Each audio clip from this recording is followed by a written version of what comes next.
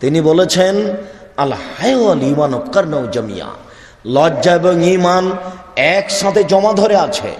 লজ্জা এবং ঈমান একসাথে জমা ধরে আছে।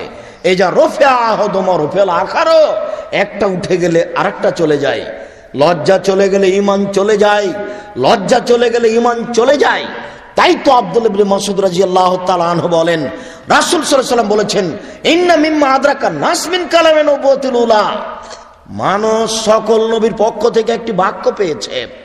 সকল নবী একটি বাক্য বলতেন।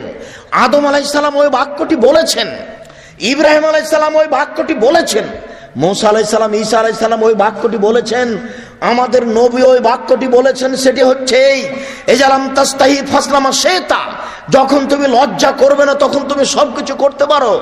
লজ্জা নেই কাজে তুমি সবকিছু করতে পারো। দাড়ি চাঁচে কেন? লজ্জা নেই এজন্য। দাড়ি ছোট করে কেন?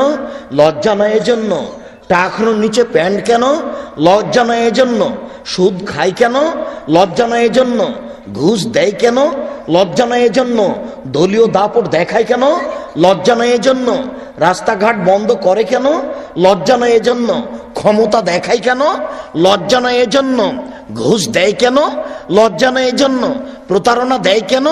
লজ্জা নেই এজন্য। মেয়েটা মাথায় কাপড় দেয় না কেন? লজ্জা নেই এজন্য।